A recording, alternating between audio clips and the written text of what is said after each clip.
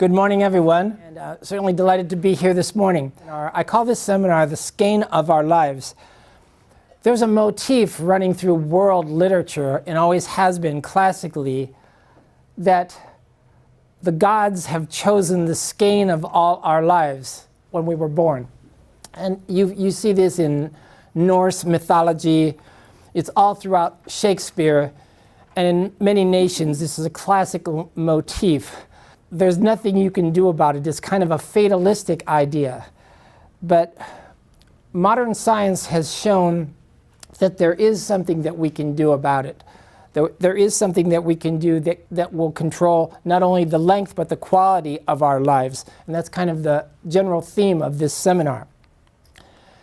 Now, throughout today's presentation, we're going to be talking about the website. So that's thedoctorwithin.com. And many of you have been on this website before.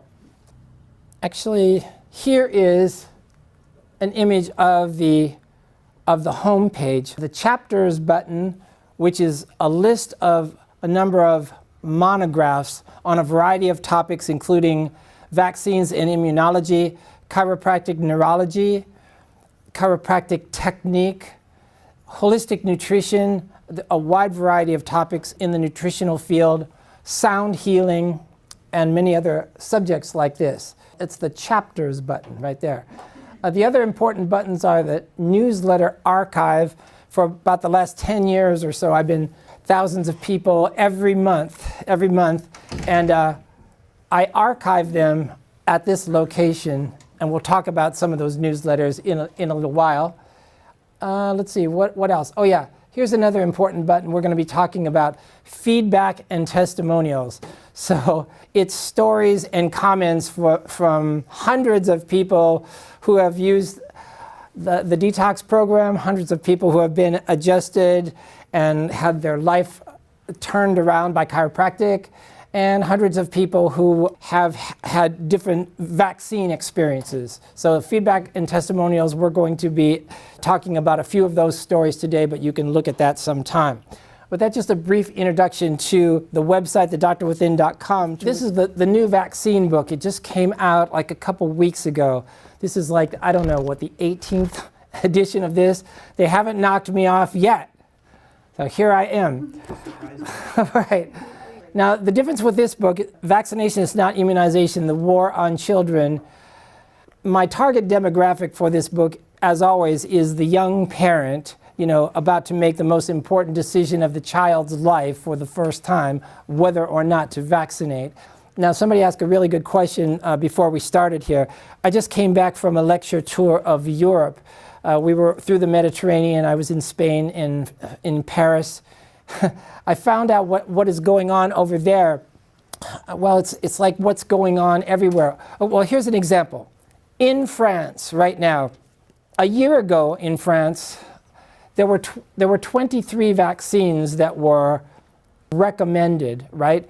Only 6 of them were actually mandatory, but the people were not very discriminating about that. Most people don't study vaccines, and they just do what the doctor recommends, and most people get all of them. But they only really had to get 6 of the vaccines. That's the French people, right?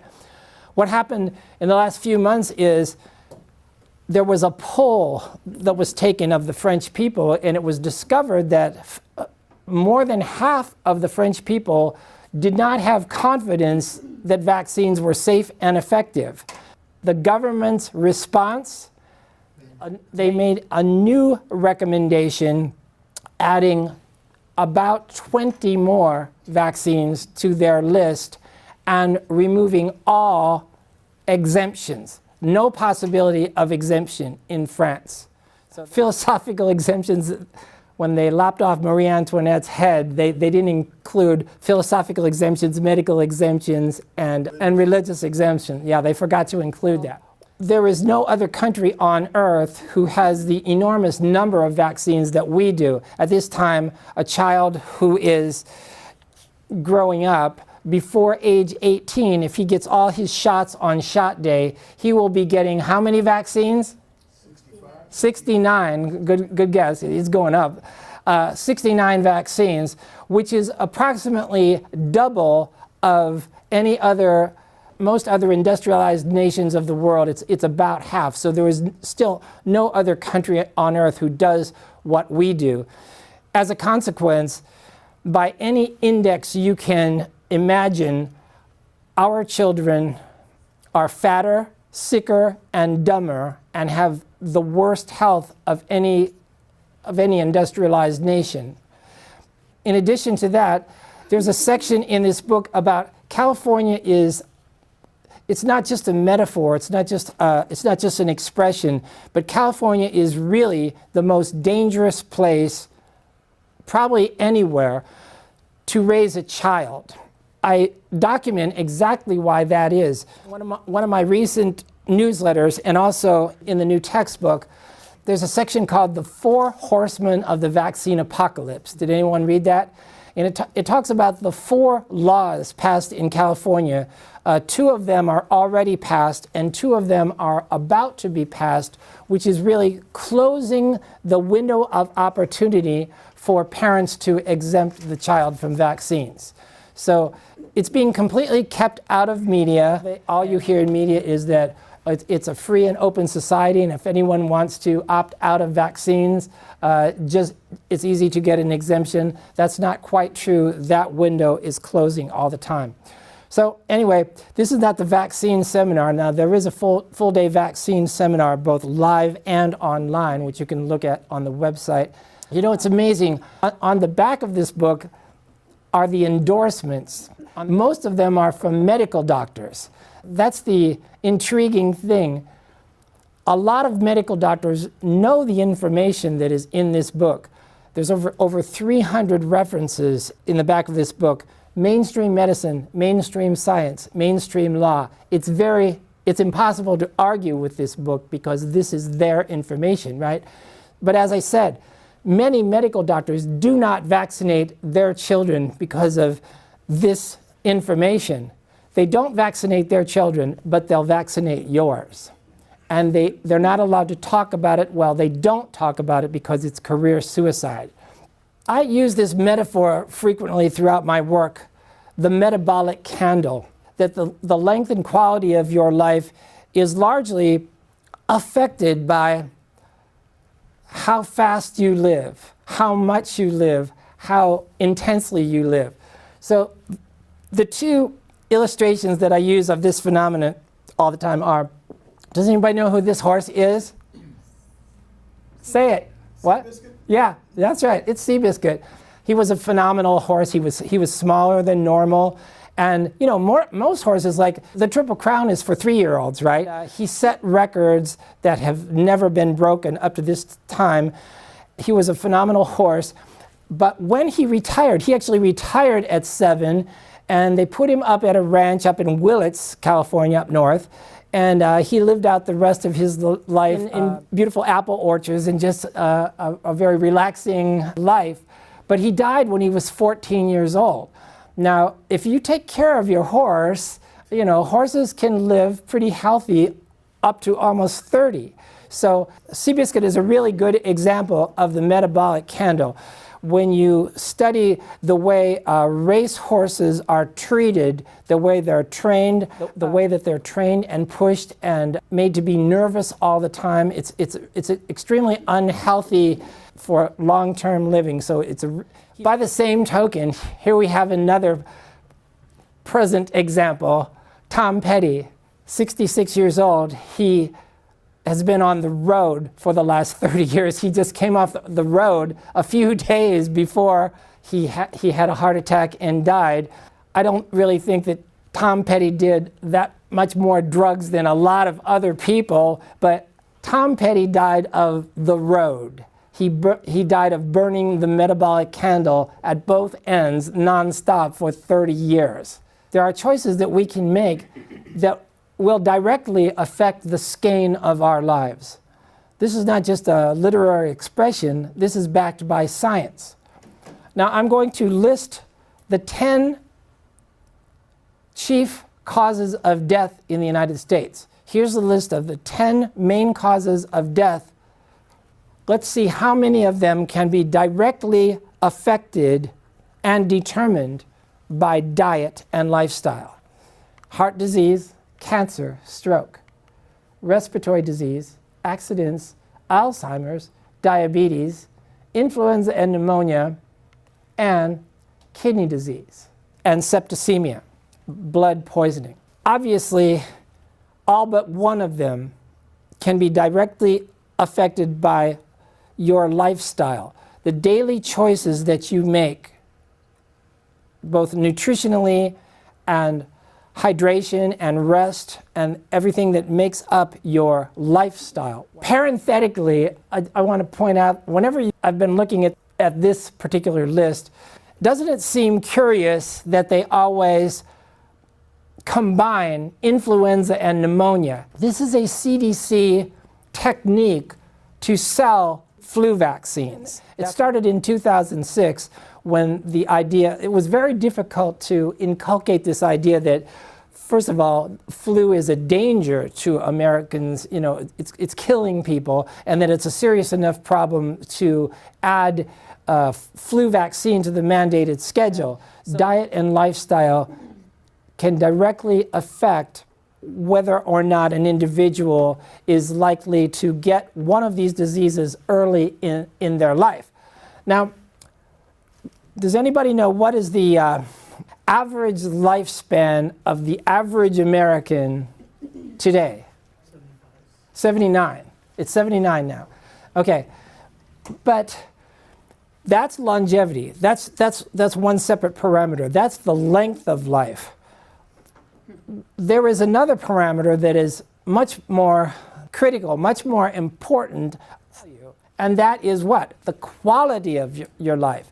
I have patients who have been walking around their house for the last 10 years with an oxygen cannula inserted into their nose with a 60-foot plastic tube, walking around the house, and the machine in the dining room running all the time, and they've been like that for 10 years. Now, what kind of a quality of life? Your patients, your family, people that we know, people have these chronic diseases for decades, and they can't do very much, they can't go very many places. So quality of life is something that is directly affected, influenced, and determined by our lifestyle.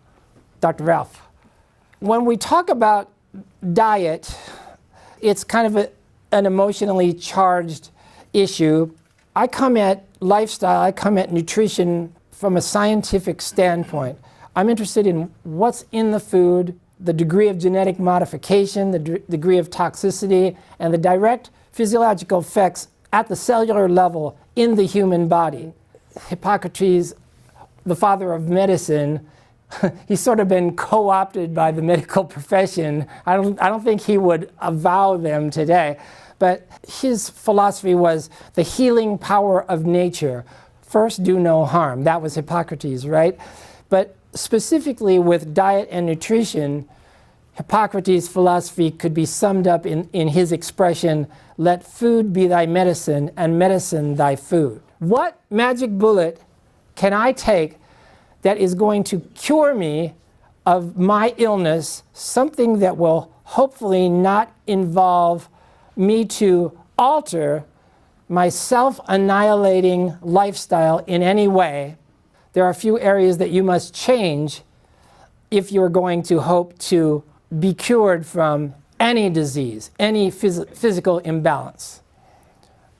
The first is hydration, rest, exercise, care of the spine, and then your nutrition, specifics on nutrition with the very simple New West diet. And of course, eliminate drugs and toxins. You correct these things, and then we'll talk about your imbalances, your disease, and your complaints. So that's called the last resort. You're born, you get no drugs and no vaccinations. During childhood, you have the usual illnesses, but conservative treatment gets you through them without antibiotics or drugs, and you build your natural immune defenses. You don't eat white sugar, white flour, too much meat or cheese, or drink pasteurized milk or soft drinks. You concentrate on whole grains, fruits, vegetables, and a clean, natural diet. You never learn to drink coffee or to smoke cigarettes. The only pills you take are powerful whole food vitamins and enzymes and minerals, which are part of your daily intake. You drink at least 1 liter of water every day. Into adulthood, you never get sick. No colds, no flu, no headaches, no diabetes, no ADD, no thyroid problems, no panic attacks, growing pains, fatigue, or digestive disorders, no high blood pressure. The only pains you experience come from accidental injury.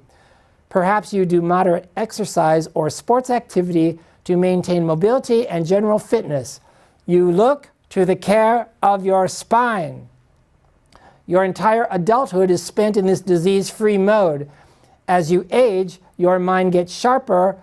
You experience no arthritis, cancer, or osteoporosis, no Parkinson's or Alzheimer's. Finally, one day after 90 or 100 years, you flicker like a candle and go out. The above paragraph may be useful in choosing a doctor.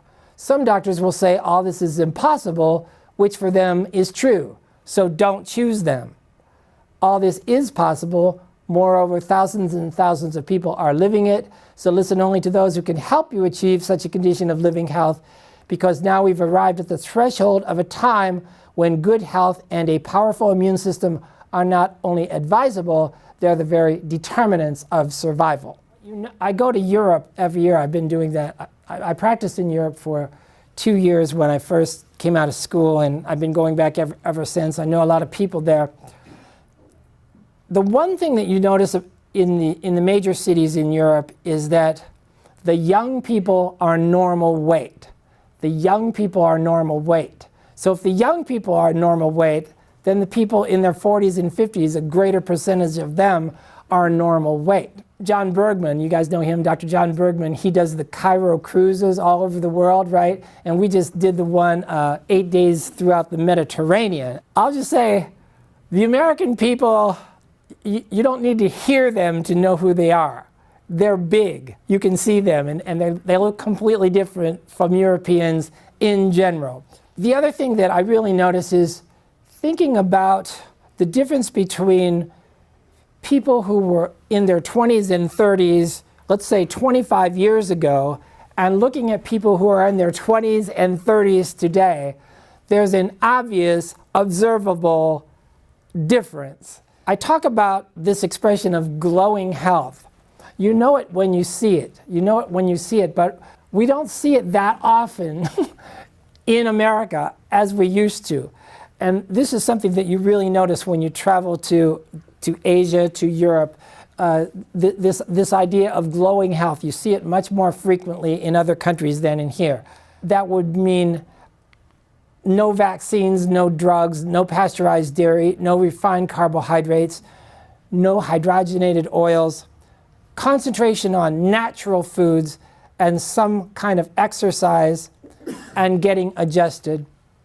The closer that you can live to this ideal, the more likely you will be to be a representative of this concept of glowing health.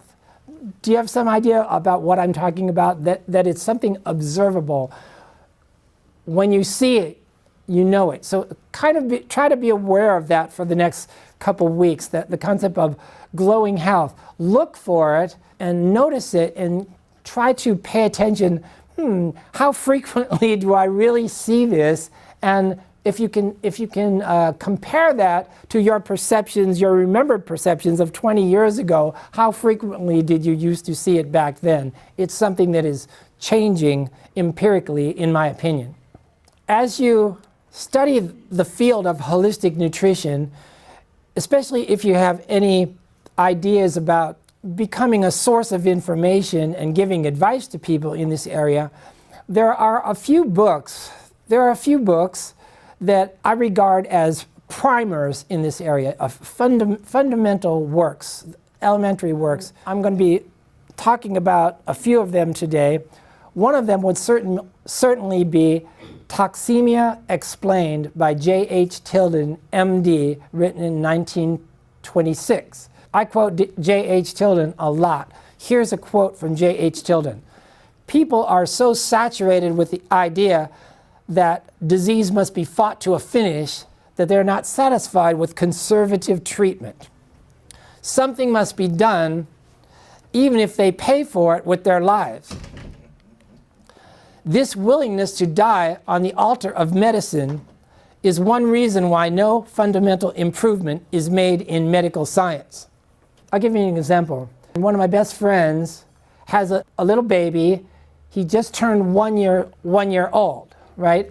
And so, amazingly, they did not vaccinate this child, and he's in perfect health. Do you guys know what roseola is?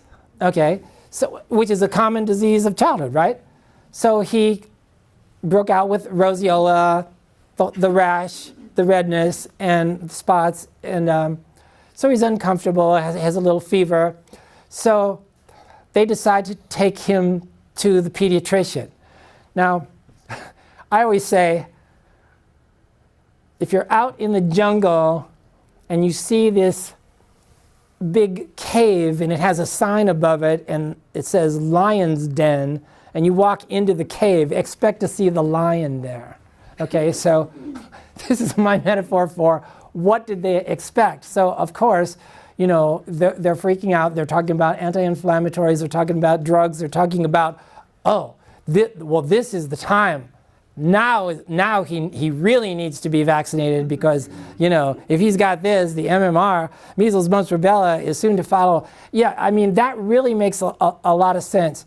Right now, he's slightly immune suppressed. So at the time when the kid who is struggling into some rudimentary formation of his immune system, right? At the time when he is slightly immune suppressed, let's give him 3 definitely immunosuppressive injections. Let's do that. That's a really good idea. Something must be done. Something must be done. So I always like to compare this idea with the emergence of the immune system in the little child. Children are born tabula rasa, clean slate. No child is born with an intact immune system. No child is born with an intact immune system. That immune system is struggling into a rudimentary level in the first 2 years of life. We have evolved in the human species certain normal, mild, self-limiting, immune-building experiences of childhood: measles, mumps, rubella, rubeola, fever. You want your child to get these little illnesses, these temporary little illnesses. That's how they're building their immune system. That's how the body, let's take fever for example, okay? The temperature goes up as soon as it gets over 100, people start freaking out. Now see, the body is developing its power to create an inhospitable environment. The body is developing its power to create an inhospitable environment for certain pathogens or microbes. If it goes up to 105, he's going to get meningitis. Well, how often does that ever happen? You know, 1 in 20 million among the most immune suppressed neighborhoods that there are in the United States. There's always an economic concern behind these ideas that everybody has in health and medicine. The particular idea here is to sell anti-inflammatories. Giving Tylenol when the child has a fever, it's immunosuppressive. We are interfering with that child's ability to create his immune system, his ability to elevate his body's temperature, that power. That's part of his immune system. We must do everything to promote that. How do you promote it? You leave it alone. You let it happen. Now, Tilden used to say, you know, there's an old saw, feed a cold, starve a fever. Remember that? Maybe your grandmother told you that. Tilden goes, no. Tilden, Beeler, all these old guys, they said, no. It's starve a cold, starve a fever. Okay? most of the time, the little kids have these fevers because of all the Haagen-Dazs in Choco Nuts and all the chicken tenders that you've been giving the kid in the first place, right? If the child is not hungry, do not force food on the child who has a cold or a fever. Just make sure he's hydrated, give him juices that have vitamin C, and a little chicken broth or something if he's hungry. If he's not hungry, don't force food. He's developing his immune system. He's clearing out the trash that you already gave him, which came in too fast for him to metabolize it. That's usually what's happened. So give him a chance to survive. Give him a chance to develop his immune system. And by no means the worst thing is to give him more experimental remedies, drugs, pills, and potions. You know, I just remember something. Do you guys remember now this has been like 8-10 years ago, and it was really weird. It was actually in mainstream media for a while, and then it just kind of faded away.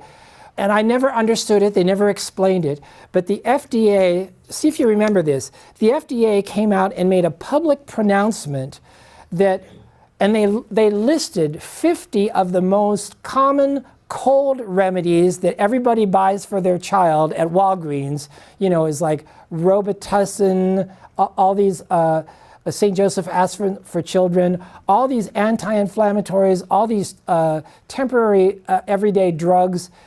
They came out and stated that they had no positive effect on the child's health, and they were no longer recommending all of those. Does anybody remember that? Okay, you do. Okay, so it kind of came and went. It didn't get much attention, but that was really, I couldn't understand the thinking behind it, because you know the FDA is usually in the control of the pharmaceutical industry, and what they say is usually for promoting sales of all those drugs and remedies.